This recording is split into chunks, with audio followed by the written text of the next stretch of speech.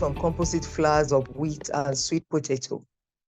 With the advent of high cost of living crisis, the war in Ukraine, and all sorts of things. I mean, sorry, that's my presentation outline. I'll now go to the background. There's been a lot of demand on wheat flour, but most countries in sub-Saharan Africa do not grow wheat. Wheat is imported. And because of its wide use, the global trends has made it unaffordable or even unavailable in many countries because it's subject to importation, foreign exchange, and all that, making it scarce sporadically. In order to maintain nutritional status and food security, there's an urgent need for viable alternatives to wheat flour to protect the dietary diversity and nutritional security in households. Root and tuber crops are essential sources of dietary fiber, which has been associated with beneficial attributes. Sweet potato, Eperma baptatas is the generic name, is an important food crop in the tropics with the potential to alleviate food insecurity and improve nutrition and the economy of many African countries, including Nigeria. So it's essential for us to look for carbohydrates that attain an important place in diets apart from wheat, rice, corn, and cassava. Sweet potato flour has viable sources of energy, beta-carotene, vitamin C, pyridoxine, riboflavin, some minerals, and the dietary fiber is actually quite favorable for digestive health. So it can also add to natural sweetness, color, and flavor of processed foods. This study, therefore, evaluated the nutritional and physical properties of bread that were developed using composite flours of wheat and sweet potato in different proportions. The raw materials for the bread samples were procured from a local market, and the study adopted the completely randomized design. Wheat flour was mixed with potato flour at levels of 0, 25%, 50%, 75%, and total replacement at 100%. The 0% sweet potato and wheat flour acted as control. The baking was carried out on the blends using standard baking procedure, and the usual bread making recipe was adopted. Table 1 here shows the recipe that was used. Table 1 is in the next slide, please. Next slide, thank you. So this is the recipe that was used with the varied quantities of flour in terms of composites. And data was subjected to analysis of variance and mis-separated using the Tukey's pairwise test. And here are the results. For the proximate analysis, the control contained 23% moisture, protein at 12%, and crude fiber at 0.92. Ash content was the same across board. The composite bread, the samples from composite flour contained moisture, crude fiber, carbohydrates in the range of 24 to 17%, and as shown on the table. And the protein content was highest in the control. The recorded decrease in protein content could be as a result of the increased levels of sweet potato flour. Next slide, please. The mineral composition showed that, similar to previous studies, the mineral content range from 102 to 255 milligrams per kilogram for potassium, sodium, iron, phosphorus, copper, and zinc. And we recorded higher mineral content in sweet potato flour. Physical properties showed the low weight of composite samples to be significantly higher than the control, indicating that there may be a higher profit margin for the sellers. If we go to the table 4, please. Next slide, please. Yeah, the physical properties increased with low volume and specific volume and weight in terms of the proportion of wheat flour or proportion of potato flour in the wheat flour. In conclusion, although the nutritional profile of, the protein content decreased with increased sweet potato, the taste and the acceptability were similar compared to 100% wheat flour. And as observed in the rheological properties, the higher the protein, the higher the sweet potato, the heavier the bread was.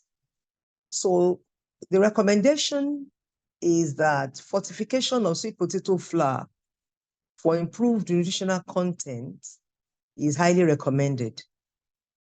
The use of the yellow flesh sweet potato flour is also highly recommended. And research suggestions for the future include combination of selected legumes with sweet potato flour with some effects of leavening agents, and the use of nutritional composites and supplements in combination with sweet potato flour would actually give us alternatives with adequate nutritional content. Here are my references. Thank you very much for listening.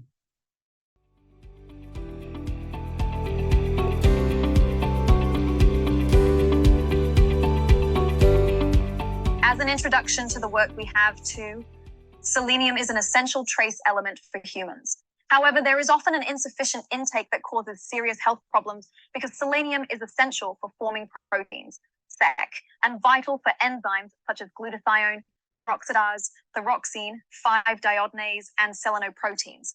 In addition, it shows antioxidant properties against free radicals, mitigates carcinogenic factors, and has biological effects against some coronavirus diseases, including COVID-19. The most common way in which humans obtain C is through the consumption of foods such as meat or fish, since plants have a low content of this trace element as an effect of low selenium concentrations in the soil. One strategy to increase selenium content in foods is through biofortification, which consists of boosting bioactivity and selenium content in edible parts of plants. Fertilization is the most practical way of introducing selenium into the food supply chain through agronomic practices. Biofortification has been successfully carried out in different cultures, increasing food and nutrition security for individuals, families, and the general population after improving agronomic characteristics, increasing food production, and the content of phytochemicals, which help to address nutritional deficiencies present in the human diet, allowing it to reach the poorest communities faster so they don't have the resources to buy nutritional supplements adequate to the recommended daily intake. On the other hand, tomato, Solanum lycopersicum L, is the most produced and consumed vegetable crop worldwide. It is an important source of bioactive ingredients, including carotenes, phenolic compounds, vitamins, and minerals. These compounds are important for human health because they are part of our diet, helping in the interaction of phytochemicals with metabolic pathways that relate to the inflammatory response and oxidative stress. So studies have been carried out related to increasing productivity and phytochemicals through biofortification are of global interest. Therefore, the objective of this study was to evaluate the effect of biofortification with selenium to improve bioactive compounds and antioxidant capacity in tomato fruit. In materials and methods, plant material and cultivation conditions were used. The study was carried out in a circular greenhouse located at the Technological Institute of Torreon.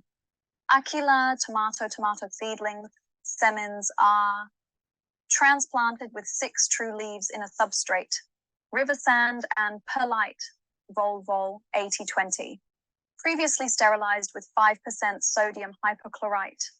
A drip irrigation system was used to provide 3 irrigations per day, and each plant received 0.6 L at each irrigation, from transplant to start of flowering, and 2.5 to 3.5 L from flowering to harvest. The plants were guided to a single stem, and to support them, they were protected with raffia attached to the top of the greenhouse structure. Pollination was carried out with an electric brush daily, from the beginning of flowering to the curdling of the fruit. The minimum and maximum temperatures inside the greenhouse fluctuated between 17.7 and 31.6 degrees C, respectively, while the minimum and maximum relative humidity ranged from 30 to 70%. In the treatments and experimental design, a completely random experimental design was used, applying 5 doses, 0, 2, 4, 6, and 8 milligrams L1 of selenite sigma aldrich. Selenium treatments were applied every 15 days with a total of 7 foliar applications. Nutrient solution was used, Steiner, 1984. The pH and electrical conductivity were maintained at 5.5 and 2.0 DSM-1, respectively. Yield, fruit quality, fruit nutraceutical quality, and selenium accumulation were determined. 10 plants were used per treatment. Treatment without the trace element, on the other hand. It has been reported that high doses of, say, decreased crop yield because it acts as a lipid pro-oxidant and increases the production of free radicals that cause oxidative stress. However, at low doses, it improves performance and acts as an antioxidant by increasing the ability of plants to withstand oxidative stress caused by reactive oxygen species under stress conditions. The response of plants to seed depends on their concentration, since low doses promote yield and moderate doses improve fruit quality characteristics, while high concentrations can cause toxicity and cell death. In fruit quality, the results of this study indicated that the addition of 8 milligrams L1 of selenium increased shelf life and improved fruit flavor, reducing weight loss and increasing firmness, TSS and TA, 61, 8, 17, and 30%, respectively. This may be due to the fact that selenium increases peroxidase enzymes, which participate in various functions, such as the lignification, suberization, and cross-linking of structural proteins in the cell wall, thus conferring greater lignification on the cell walls of the fruit pericarp. In addition, selenium decreases ethylene biosynthesis and thereby inhibits the action of depolymerizing enzymes responsible for cell wall degradation, such as cellulase, pectin methyl esterase, and polygalacturonase, which increases shelf life and reduces fruit weight loss. Regarding the increase in total soluble solids in fruits treated with high doses of selenium, this is probably due to the fact that selenium promotes the accumulation of starch, and this in turn has a predominant effect on the accumulation of soluble solids in fruits, in addition to phytochemical compounds. The addition of selenium applied foliarly positively modifies the biosynthesis of phytochemical compounds, phenolic, flavonoids, antioxidant activity, and lycopene content presented in the following figures, where higher values of these metabolites were obtained with 8 mg/L1 exceeding control treatment by 26, 5, 28, and 36% respectively, Dima et al. 2020. Mention that selenium at adequate concentrations improves the biosynthesis and accumulation of bioactive compounds. The production of foods rich in phytochemical compounds is desirable in the food industry, since these compounds delay the oxidation and degradation of lipids that increase the nutritional quality of food, and their consumption is beneficial to human health due to their anti-cancer effects, inflammatory and antimicrobial properties. In addition, they tend to combat cardiovascular diseases. In addition, selenium is an essential component of selenoenzymes, some of which have antioxidant functions, improving the nutraceutical quality of the edible part of the fruit and reducing the production of reactive oxygen species and free radicals. Lycopene is a carotenoid with high antioxidant power, responsible for the characteristic red color of tomato fruits. Lycopene and biofortifying selenium act together as an important antioxidant in the human body, playing a key role in several physiological processes in a regular diet, substantially reducing the risk of diseases by eliminating toxins that affect the quality of DNA and cells, in addition to being an important visual feature for consumers. Therefore, it can be deduced that the lycopene content was modified by selenium added foliarly, increasing with doses of selenium. In addition, the selenium content in tomato fruits increased in direct proportion to their availability in the nutrient solution. The accumulation of selenium in edible parts of the plant depends on the plant species, the form and chemical source of the element being applied. Report an accumulation of selenium in tomato fruits, similar to that of the present study. The uptake, distribution, and translocation of C within plants is determined by the translocation of the plant, the activity of membrane transporters, the form and concentration of selenium in the plant.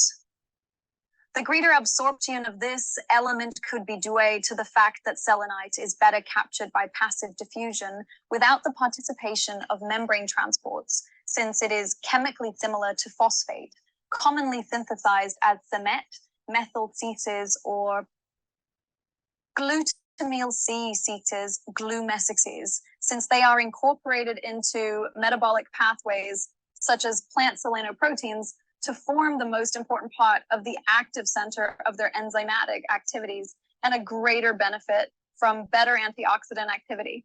In this sense, the daily intake requirement of selenium per day in babies aged 6 months is 15 million. For babies from 7 months to 3 years old, it is 20 millihours. Children from 4 to 8 years old, it is 30 millihours. Children from 9 to 13 years old, it is 40 millihours.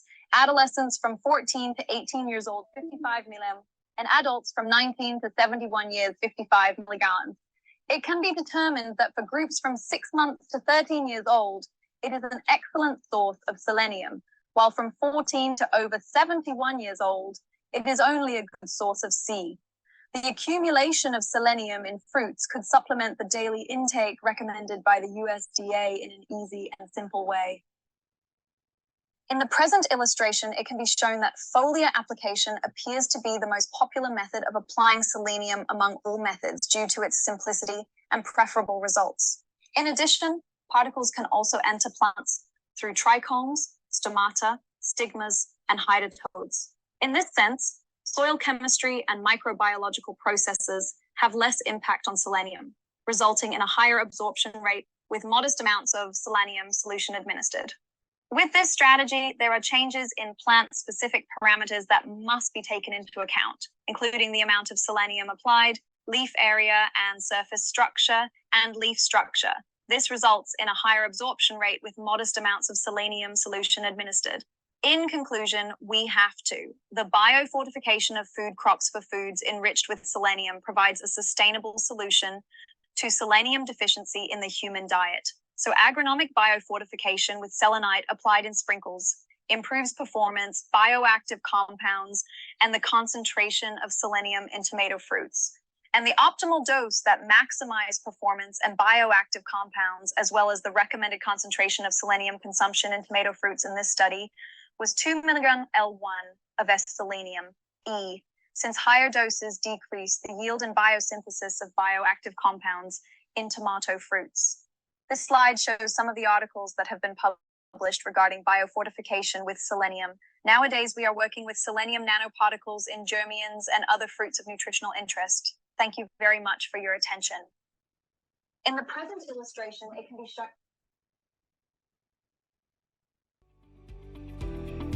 Thank you so much, Jess.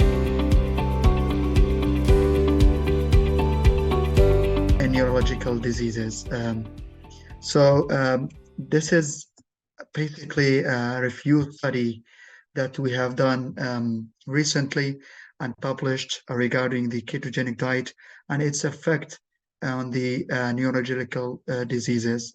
Now, in this presentation, I will talk briefly about the ketogenic history, the ketogenic diet history, and also I'm going to present to you the objectives of our study, the methodology, and then we'll talk into a little bit of deep discussion of the pathophysiology and the pathology and the physiology as well of the how like ketogenic diet affects our metabolism in terms of the normal physiology and also the neurological conditions. All right, so talking briefly about the history of ketogenic diet. Ketogenic diets have been known in the past. Fasting was actually known as a modulator of our diet since the early of the 20th century. Ketogenic diet was known in the lean media as a quick way to lose weight. However, at that time, it wasn't that popular. The fasting was actually the one popular. Fasting had been used as a way to reduce, and to treat epilepsy at that time. Dr. Conklin and Dr. McFadden started to use fasting and see its results in affecting the seizure cessation on patients of epilepsy. However, later on, when Dr. Lonax and Dr. Coop actually start to find that the starvation mechanism behind these, fasting is actually, by using the ketones and the fat, instead of carbohydrates in the body, and how this is actually affecting the neurons and causing the cessation of the seizures. And later on, Dr. Wilder from the Mayo Clinic developed the ketogenic diet as a mimicker for fasting. However, in the last 1980s, ketogenic diets have been used less and less as a result of the other, developed pharmacological agents for treating epilepsy, as well as the other neurological diseases. Now, the importance of this ketogenic diet stands out from the reality that it has been shown that ketogenic diet can affect positively the neurological diseases and can help also in treating these diseases. So the objective of this study is to look into the effect of the ketogenic diet and its potential to treat these diseases such as epilepticus, traumatic brain injuries, strokes, and also the neurodegenerative diseases like Alzheimer. Not only that, but it can also affect the cancers, especially brain tumors. The methodology of our study is basically a narrative review using the databases of PubMed and Scholar. We have collected a total of 7,525 articles, and then by the inclusion criteria, like those articles involving ketogenic diet history, therapeutic uses, its relationship with the fasting, its metabolism in the body, its physiology in treating seizures and epilepsy and other diseases as well. Those were actually involved. The other articles, those not talking about directly to the ketogenic diet, or those actually are not published or not original papers, and those are not in English papers, were actually excluded from the reviewing. We ended up with 89 articles. We reviewed them and include them in our study. Now, talking about the pathophysiology of starvation and ketogenic diet, let's start from the first day of fasting. Whenever you fast, basically the body will start using collagen from the liver and from the muscles as a backup, energy instead of using the direct glucose coming from the diet. Using the glycogen itself stored in the liver is also actually limited only in 1 day.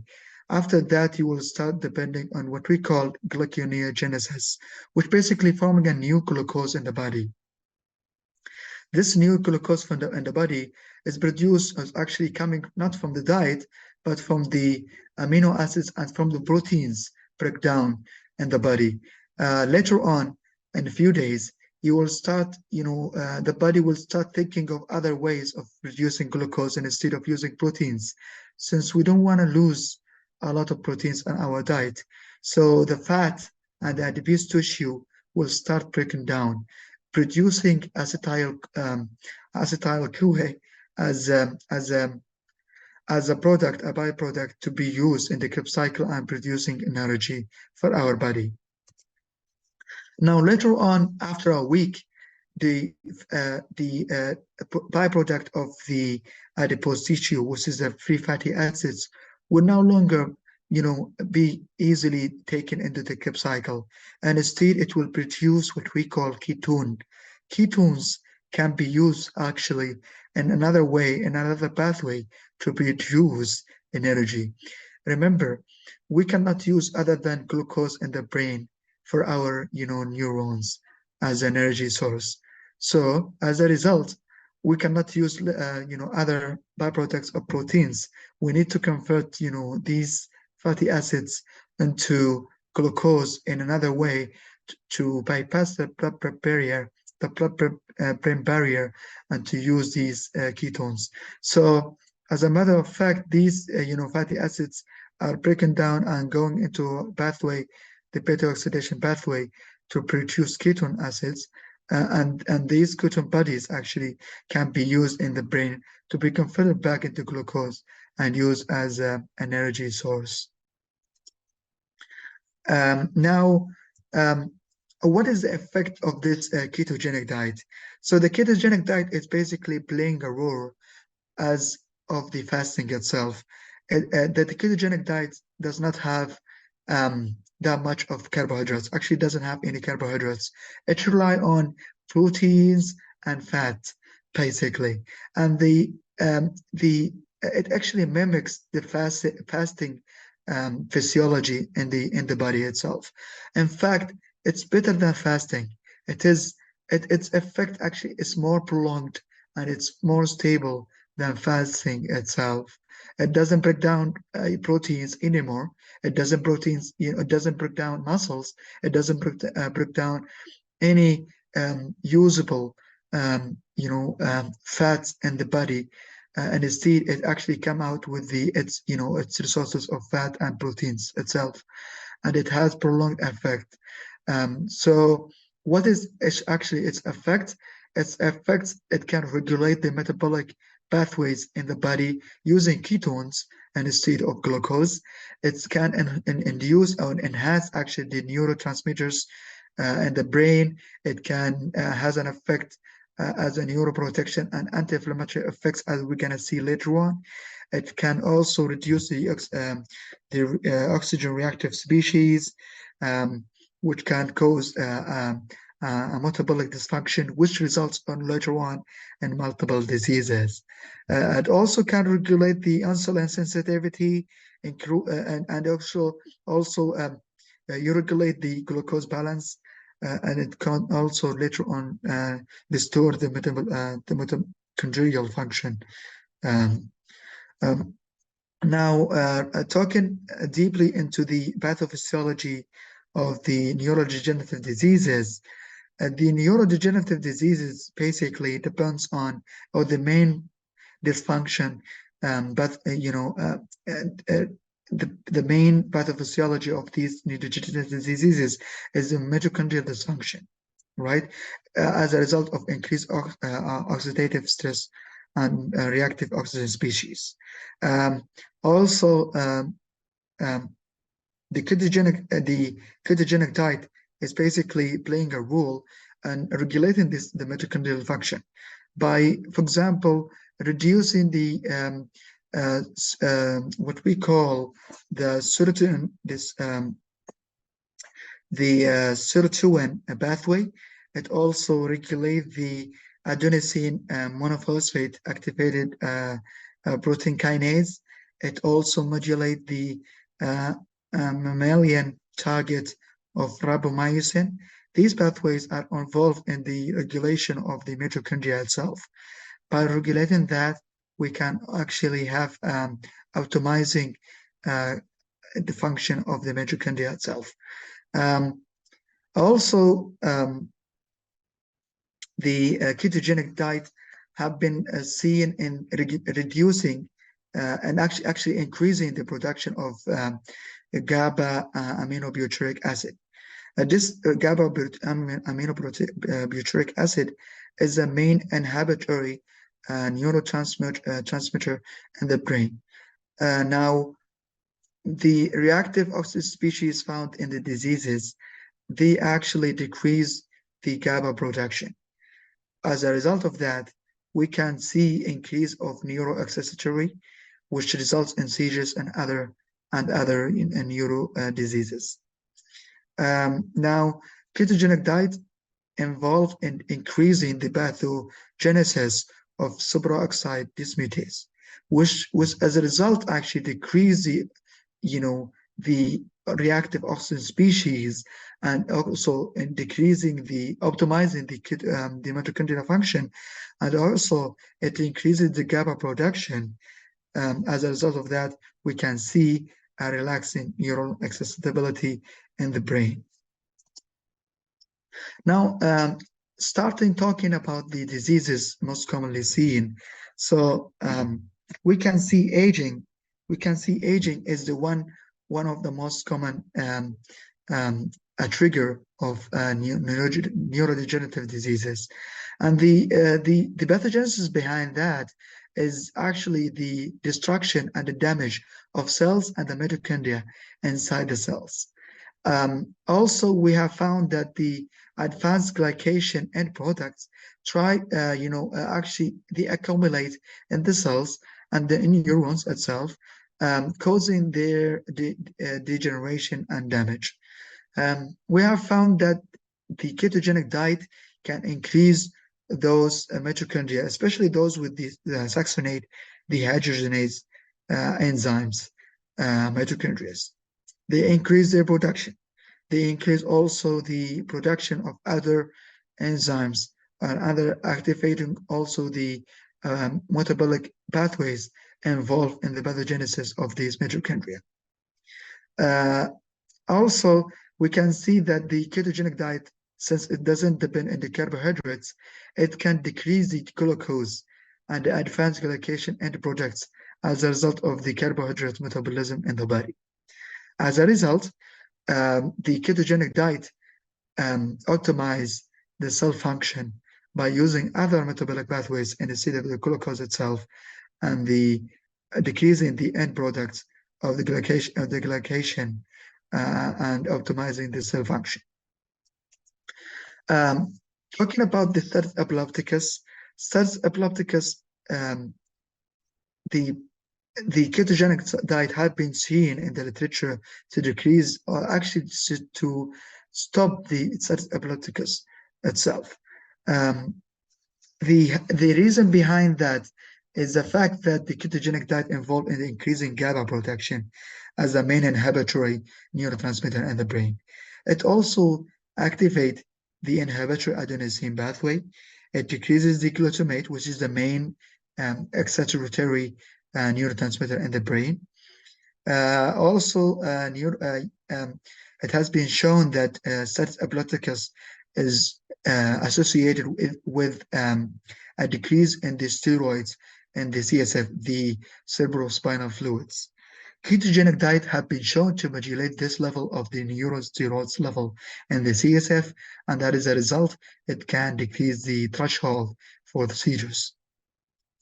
Ketogenic diet also have been involved in and work as anti-inflammatory source, and by that we can see that the inflammatory cytokines involved in these diseases, especially the seizures, can be decreased by the ketogenic diet use.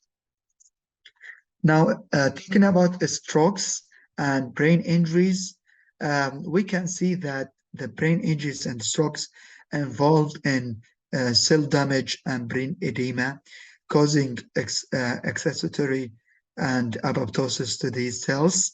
Ketogenic diet have been used in multiple studies. For example, one of the studies using mice, they used medium chain triglyceride type of ketogenic diet for a couple of period, especially for 3 days before inducing the stroke themselves. And they've been seeing that the use of the ketogenic diet actually protected against the motor deficits as a result of these strokes. Those mice who were fed with ketogenic diet have been shown to have improved and actually regain fast motor function, and have been moving faster, have been balancing better, have been actually seen also to improve the cognitive and behavior function after the stroke themselves, as a result of using the ketogenic diet in the period before inducing the strokes themselves. This can actually show the effects of the ketogenic diet as a positive effect in the strokes themselves. Now, talking about dementia, we can see that dementia is mainly the different types of dementia is mainly produced by the accumulation of beta chain, amyloid beta, the beta amyloid accumulation in the neurons themselves. Now, the triggers for dementia have been seen mainly in the mitochondrial dysfunction. Also, there will be immune changes in the body, and there will be a chronic brain injury.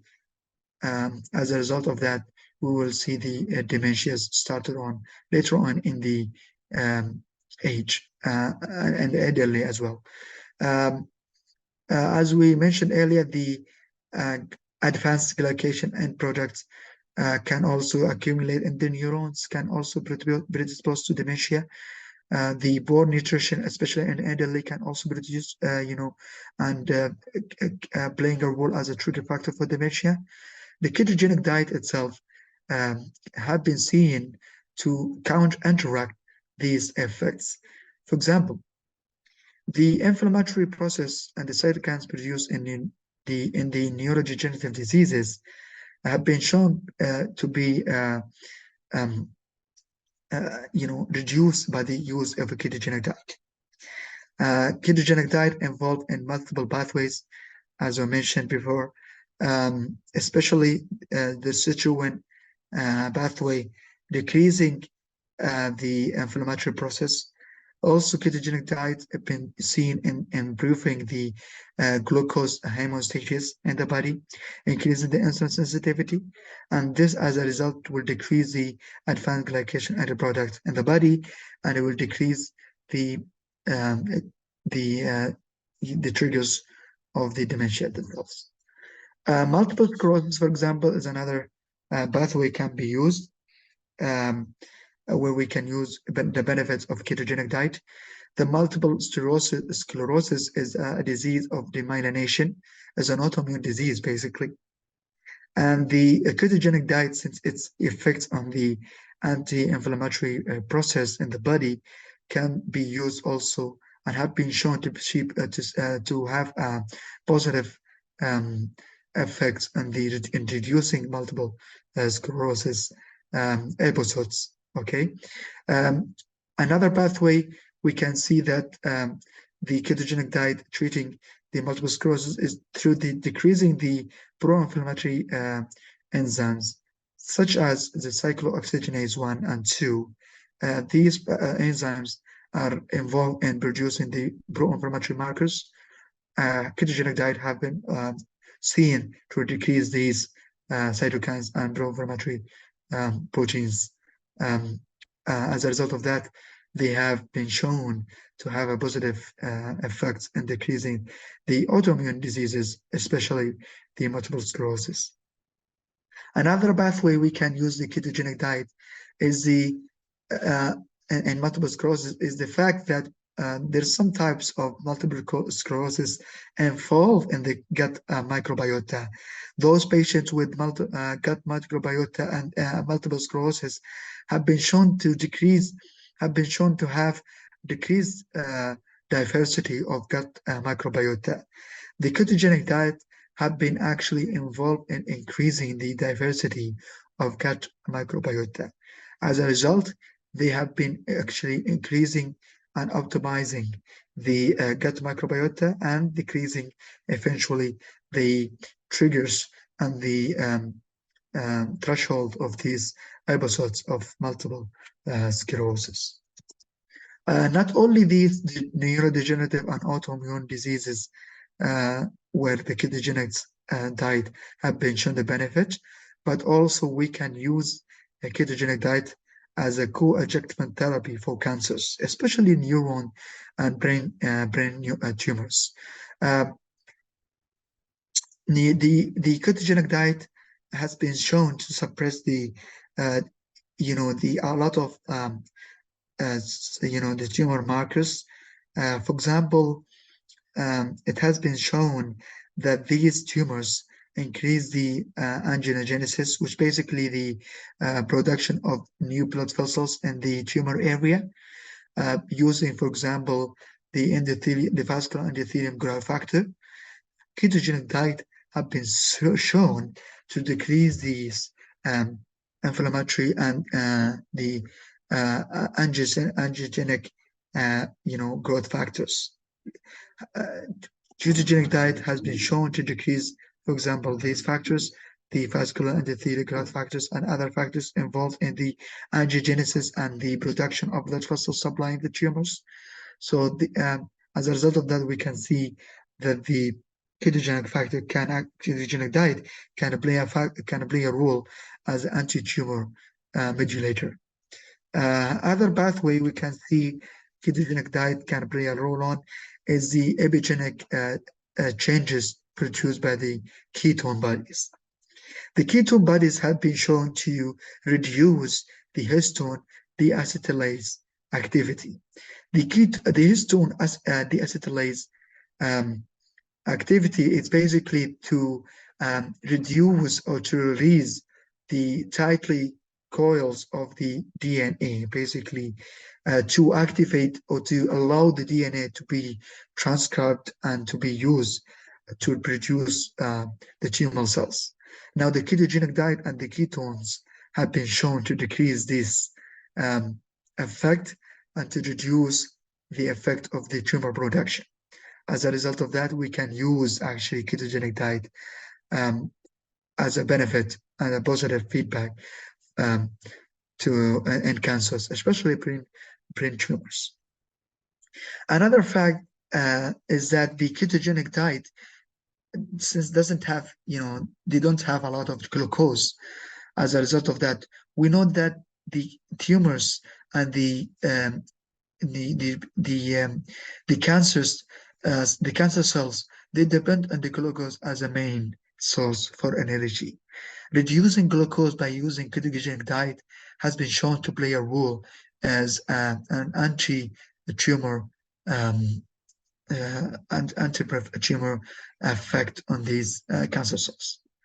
So, in conclusion, we can see that the favorable and the positive effect of using ketogenic diet in treating not only the epilepsy and seizures, but also a lot of neurodegenerative diseases and the cancers themselves. We know that these neurological diseases are not curable 100%. So we recommend the use of the ketogenic diet as a co-injective treatment for these diseases, and to have a positive effect on those patients with neuro diseases such as strokes or other brain injuries and autoimmune neural diseases. Also, we also recommend to have a more clinical studies to be conducted on the ketogenic diet to dig more into the pathogen and the pathophysiology of the effect on not only these mentioned diseases but other diseases as well in the neurology, as well as in the other specialties other than the neurology. All right. This is the end of my presentation. Thank you very much for listening, and feel free to ask any questions. Thank you, Abdullah, for the presentation. You may ask any question.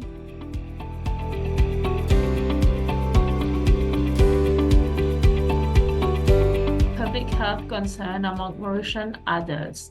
So why did I choose this topic? I did this as part of my study because a lot of my patients, they suffer from diabetes and hypertension.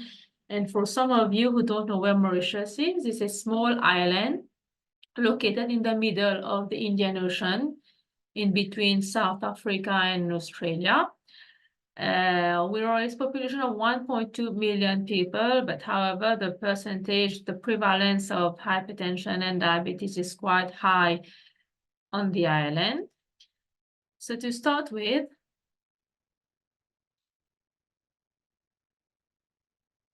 so salt is the main source of sodium in the diet. Of course, according to the World Health Organization, the amount of salt that can be consumed per day is 5 grams per day. But surely we consume much more than this in terms of hidden salt, for example, in butter, in cheese, in ultra-processed food, packaged food, ready-to-eat foods, and restaurant foods, especially in fast food. So various studies have shown that there are health risks which are associated with high salt intake, including high blood pressure. So what we have concluded is that health authorities around the world have recommended limitations on dietary sodium, especially added salt, which is sodium chloride. According to the Non-Communicable Diseases Survey conducted in Mauritius in 2021, so the prevalence of hypertension was at 27.2%. This is quite alarming, and it tells us that if effective measures are taken to address the problem, the situation might deteriorate, especially since we have that cluster, like we have hypercholesterolemia, diabetes, and hypertension, and other non-communicable diseases which are on the rise here in Mauritius. So the aim of this study is to assess the knowledge and attitudes regarding salt consumption among Mauritian adults. And the main objectives are to investigate whether or not Mauritians are aware of the local recommendations of salt to be consumed per day based upon the World Health Organization recommendations. Second objective is to know the attitudes of Mauritian adults towards salt consumption and its recommended daily intake. And thirdly, to evaluate the reported daily consumption of salt among Mauritian adults. So how was this carried out?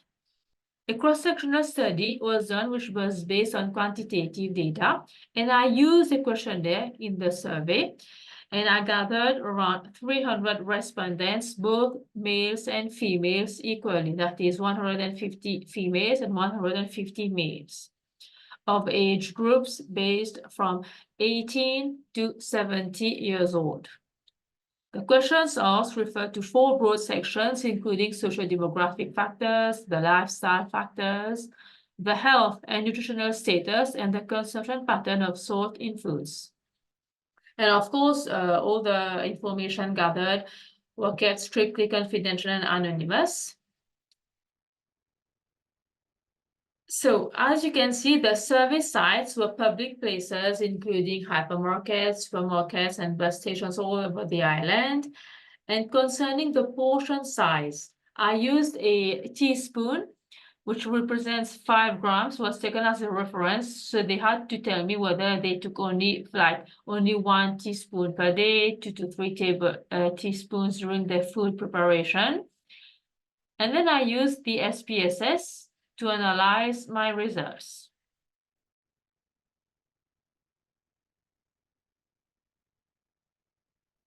So the results showed that this figure represents the recommended daily amount of salt to be consumed. So it is expressed in terms of percentages of the respondents who are aware of the local recommendations of salt to be consumed according to the WHO. So as you can see, 67.3% of the respondents knew that 1 teaspoon of salt has to be consumed per day, as opposed to 27.3% who claimed that 2 to 3 teaspoons can be used on a daily basis.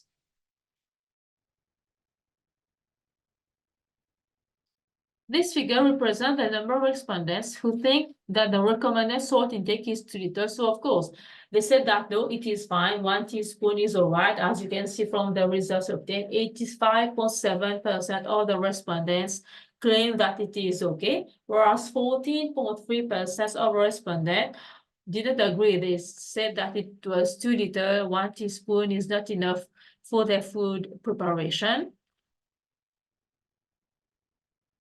And this figure shows the reported daily salt consumption by the respondents. So as you can see, 56.7% of the respondents used 1 teaspoon per day. 5.3 was less than 1 teaspoon, and 35.3% used 2 to 3 tablespoons of salt added during their food preparation, and 2.7% did not add salt during their food preparation. So you can see the figures are quite high, like 35.3% use 2 to 3 teaspoons per day during the food preparation. And this figure also shows, the different food items which are used. For example, as you can see here, the food items which are used on a daily basis, for example, bread, butter, and cheese, fast foods, and processed and canned foods. So as you can see, on a daily basis, Mauritians, 93.7% of Mauritians eat bread on a daily basis, with 62.3% adding butter to the bread, and cheese 29.3%. So as you can see, the figure is quite high.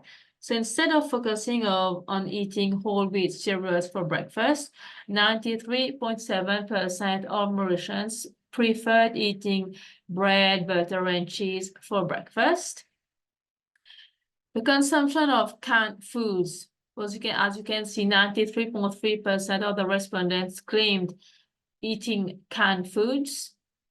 Once a week, you get like 20%, and 2 to 3 times per week is as high as 38.7% of our respondents who eat canned foods on a 2 to 3 times per week.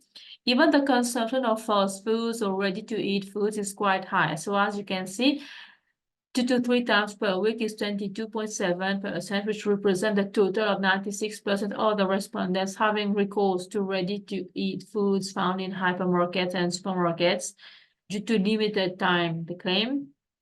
So as you can see, these figures shows us to conclude that it was found that more than half of the respondents, so as you see, it was 67% of the respondents who knew that 1 teaspoon of salt has to be consumed on a daily basis according to the World Health Organization recommendations.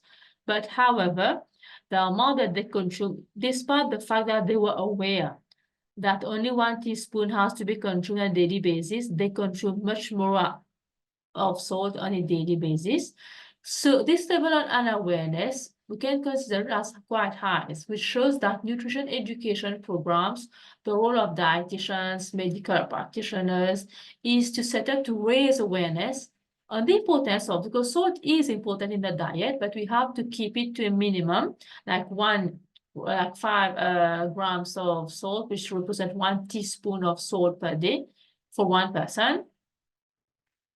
And also we have to educate the respondents on the associated health risk, which is associated with high consumption of salt, like highly salted processed foods on a daily basis, which is, as we saw in the previous table, which is the major culprit.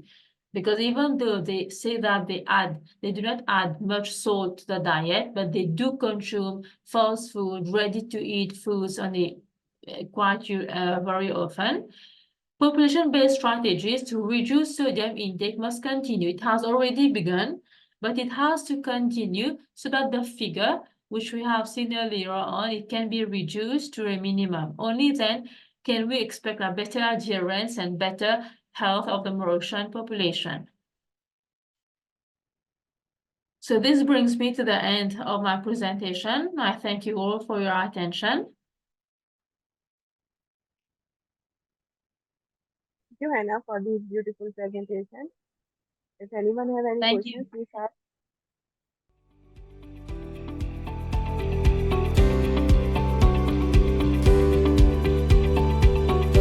Most diverse products. It is used in the food industry, cosmetics, furniture, and even handicrafts. Despite all these uses, there is a component present in the buriti tree, which is not used and has never been studied in scientific literature. The gum of the buriti tree, which comes from its trunk. The gum of the buriti tree has potential to be exploited. There are examples of various gums from other plants that have been widely studied in the literature, and which are used in various sectors of the world economy. Gums and polysaccharides have been reported in the literature. Its use is wide-ranging and demonstrates its industrial application in the most diverse sectors, such as the pharmaceutical industry, food additives, the cosmetics industry, among others. This knowledge motivates this study and suggests that the gum of the buriti tree, as a previously unstudied Amazonian biodiversity resource, as a sustainable source of application in various sectors, and with the potential to exploit it for income. The aim of this study is the chemical and physical characterization of this gum, and suggested as a potential alternative to other gums that are often imported. The extracting of the gum and the purification methodology followed these steps. The gum was collected and diluted in water. It was then centrifuged at 3,500 RPM for 15 minutes, added with ethanol in a ratio of 1 to 3, and dried at 50 degrees Celsius in a circulation oven, and then crushed, from which the analysis was carried out. For molecular characterization, we have this data published in an article in the magazine Polymers. This characterization was carried out using infrared spectroscopy techniques, magnetic resonance analysis, and thermogravimetric analysis, and differential scanning calorimetry, as well as image and X-ray analysis. From mid-infrared spectroscopy analysis, in addition to magnetic resonance analysis and modeling, the data show that the gum of the buriti tree is suggested as an arabinogalactan, containing ramenose, arabinose, xylose, galactose, and galacturonic acid in its constitution. From the thermogravimetric and DSC analyses, it was possible to identify that the gum of the buriti tree degrades at temperatures close to 300 degrees, indicating the limits of its temperature resistance for industrial use. In addition, it was possible to suggest its glass transition temperature, which was 27.2 degrees Celsius, an important phase transition parameter between the glassy state and the amorphous or gummy state. The micrographic scanning analysis image shows that the granules of buriti gum are irregular. X-ray analyses show that the gum of the buriti tree has a low degree of crystallinity, being particularly amorphous. Figure D is a micrograph of the gum after being diluted and dried. The smooth, uniform image shows that the gum of the buriti tree has the potential to form films. This property is interesting and could be a promising one in various applications, such as the use of products for the controlled release of drugs used directly on the skin, or packaging for food coatings, among other interesting applications. These data show that buriti tree gum is a carbohydrate very similar to other existing gums studied in the literature, which could be a great potential use for this product in relation to gums that are often imported from other countries. The thermodynamic properties of buriti were also measured and published in the journal Food and Science Technology. The isotherms were obtained using the VSA and then modeled using equations from the literature, as well as measurements and calculations of thermodynamic properties. The isotherm and desorption have been shown to be classified as type 2. Moisture adsorption and desorption showed that increasing the temperature led to a decrease in equilibrium moisture. And the modified Halsey model was the one with the best fit to the experimental data. Differential thermodynamic properties were also measured, including isosteric heat, desorption, and differential entropy, varied with moisture content, showing a stronger interaction between water and buriti gum at much lower humidity levels. So, when the gum is very dry, additional energy is required, so that the water is removed or added to the gum. And the question of entropy, when it's too dry, the system also becomes more random. The compensatory theory was measured in relation to enthalpy and entropy energy. When we talk about the absorption and release of water by buriti gum or any other material, we are basically talking about two main concepts, enthalpy and entropy. Enthalpy refers to the amount of energy involved in the process of absorbing or releasing water. Entropy, on the other hand, is a more abstract concept that refers to the degree of disorder or randomness of the system. These two quantities tend to come into equilibrium in the process of absorbing or desorbing water, where the enthalpy compensation of these two quantities tends to balance out. If enthalpy increases, entropy decreases and vice versa. If, for example, the absorption of water by the gum requires more energy or high enthalpy, this can lead to a more ordered structure with low entropy. The integral thermodynamic properties refer to the overall energy of the system. The integral enthalpy is a measure of the total energy involved in the process of the gum absorbing or releasing water. The interesting thing is that the amount of energy is not constant. As the gum absorbs more water, the energy involved in the process increases to a specific point. This may be because the gum needs more energy to continue absorbing water beyond a certain level of humidity. As more water is absorbed, the process becomes more disordered and random. This can happen because after a certain level of humidity, the internal structure of the gum becomes saturated or destabilized, resulting in greater randomness. But the practical importance of this in relation to these measures means that understanding the integral thermodynamic properties is crucial for the practical applications of buriti gum.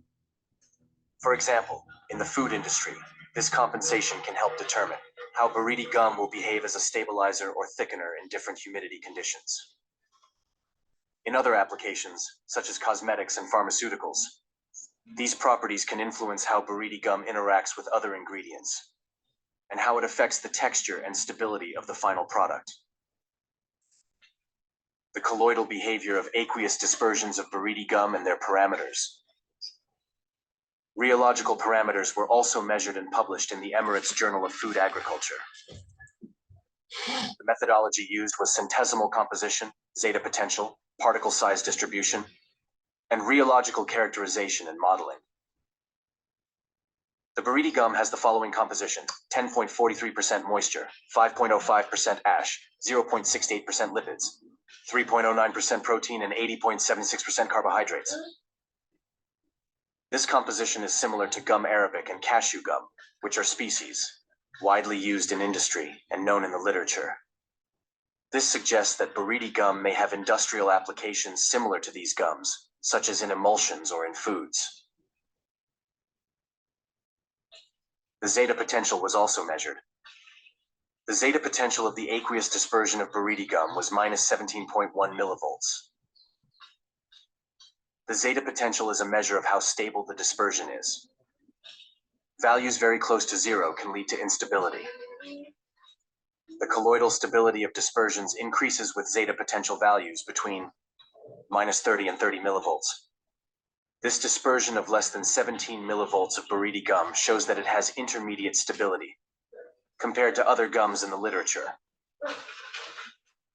This dispersion and colloidal stability involve electrostatic forces as well as steric forces, which are related to the position and interaction of positive and negative charges in the molecule. The particle size distribution showed a dispersion of the buriti gum in particles of different sizes, with a smaller population of particles around, of 45 nanometers and a larger one of around 648.1 nanometers. This is known as polydispersion behavior, indicating a variety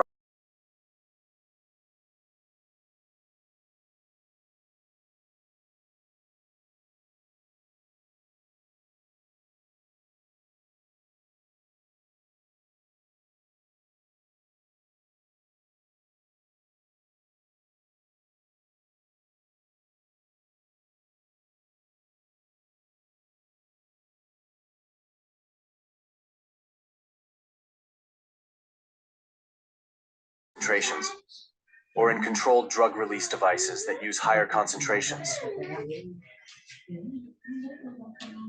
The influence of temperature and concentration on rheology was also measured. The viscosity of the buriti gum dispersions decreased with increasing temperature. This is typical of natural polymers that depend on the concentration of the solution. The activation energy required for the flow decreases with increasing concentration, suggesting stronger interactions between the gum molecules and at higher concentrations. The general conclusion is that buriti gum extracted from the trunk of the tree Mauritia flexuosa shows promising characteristics both in its centesimal composition as well as colloidal and rheological properties, revealing significant potential for various industrial and technological applications. Its composition, similar to that of other gums such as gum arabic, suggests that it can be used in a variety of contexts, especially in the food industry as a stabilizer or thickener. In summary, buriti gum emerges as a versatile and valuable natural resource with properties adjustable and adaptable for a wide range of industrial applications, from food and beverages to pharmaceutical cosmetics, highlighting the importance of exploring and understanding natural polymers and their functions in different contexts. Here are some photos of our field research and data collection. Thank you very much, and I'm happy to answer any questions you may have. You have a wonderful presentation. Does anyone have any questions?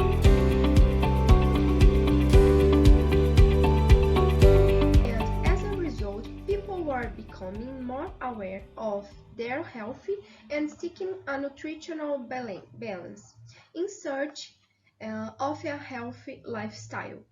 Due to this, interest has been awakening in food that perform psychological or metabolic functions, in addition to their basic nutritional functions, thus helping to prevent and detect diseases. They are called functional foods. Foods that, in addition to basic nutritional functions, provide metabolic and/or physiological benefits such as health promotion and disease prevention. Due to the benefits attributed to functional foods, there is a trend in the market towards products with functional claims, and therefore fruits rich in bioactive compounds are being included as ingredients in the formulation of functional foods and nutraceuticals. These functional foods contain bioactive compounds in their composition that are responsible for functionality of these foods. Among them we can mention phenolic compounds, prebiotics such as fibers, inulin and beta-glucan, fatty acids such as omega-3, and antioxidant vitamins such as vitamin C and vitamin E.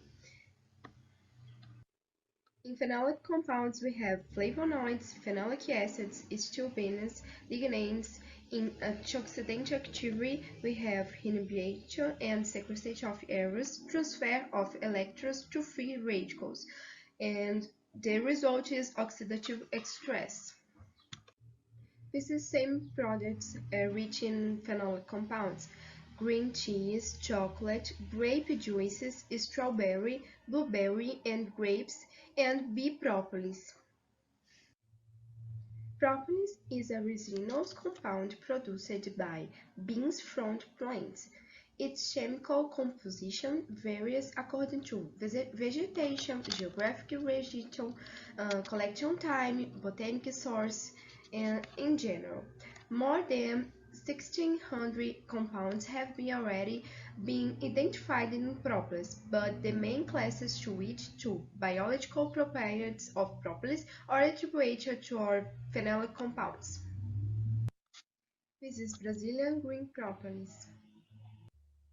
Numerous functional properties and therapeutic effects of propolis have been demonstrated in literature: antioxidant activity, anti-cancer, antifungal, immunosystem protection, antibacterial, anti-inflammatory effect. Despite the benefits that propolis consumption can bring to health and also the interest in enriching foods and drinking, its consumption is limited due to unaccepted sensory characteristics such as virile taste and strong odor, which makes its acceptance low. Green propolis has numerous properties beneficial to health. However, it has low sensory acceptance due to unpleasant sensory characteristics such as taste and strong odor. This makes it viable to develop products using propolis in order to increase its consumption from a product with a pleasant sensory characteristics for consumer. After the consumer, a food supplement with propolis with high nutrition and antioxidant capacity, also with greater ability to reduce advanced end products. To try to answer the question of this work, the general objective was read to evaluate bioactive compounds and antioxidant capacity of different formulations of red fruit juice supplement with Brazilian green propolis. Samples of green propolis extract obtained from the local market, chemical characterization, total phenolics, antioxidant activities, ABTs, DPHA, FRAP methods. Supplement of juice, fruit juice with green propolis developed of formulations, characteristics of products, and sensory acceptance. This is statistical analysis. Regarding antioxidant activity, we can notice that all formulations differ from the controls for the three methods analyzed, where there was an increase in antioxidant capacity proportional to the amount of propolis added. A greater difference is observed between the FRAP method, where the control obtained a greater antioxidant capacity, showing the importance of evaluation to use several different methods with different principles of mechanisms. propolis was able to improve the bioactive compounds and antioxidant capacity of the juice. Green propolis was a food additive. Even to low concentrations, the addition of propolis improved antimicrobial, antioxidant, and anti-inflammatory capacity. Values of phenolics, flavonoids, and antioxidant capacity by ABTs were weighted compared to other studies of products with propolis. This study approval of the UFOP Research Ethics Committee. Questionnaire is about personal data, socioeconomic knowledge about functional foods such as propolis, red foods, and others. About the sensory evaluation, it was about the taste, odor, texture, color, acceptance, input, and potential. In formulation 1, it's observed that the overall impression was the best evaluation attributed, with a low rejection rate, showing that in general the tasters like this formulation. The attributes with the highest rejection rate in the formulation were flavor and aroma, probability, the most difficult characteristics of propolis to mask. The same happened in the formulation 2. For the formulation 3, it's the not side that the color warmness, which can be justified by higher concentration of propolis that altered the attribution more, despite the texture. For a product to be accepted sensorily, an acceptor frequency 7% is required. To the 3 formulations with propolis acceptance level 18%. The addition of propolis in other products such as a pineapple jelly, acerola nectar, and honey also had good sensory acceptance. In the formulation 1, formulation 2, and formulation 3, there was addition of sugar, therefore they can be benefit diabetes and other people with sugar restriction. Other studies in confirmation propolis in foods to increase food conservation also obtained positive results related to sensory acceptance. The second stage is about person intention. Number of undecided and negative intention in the second stage decreased for all formulations. The knowledge about health benefits positively influenced the perceived intention. Also observed an increase in percentage intention offered knowledge about the benefits of propolis. Now, finally, considerations, we have the addition of propolis in the juice improved the content of bioactive compounds and antioxidant capacity of the final products. The formulations had good sensory acceptance potential for development of the product supplemented with green propolis, potential to offer consumerized the product outer nutritional evaluation and with sensory characteristics into a product that is well accepted by consumers, such as fruit juices which are often consumed on daily basis. Mixed fruits haven't been represent a trend in the market for the products of unconventional drinks, due to the possibility of combining different flavors, aromas, and as well being bioactive compounds from different fruits and vegetables.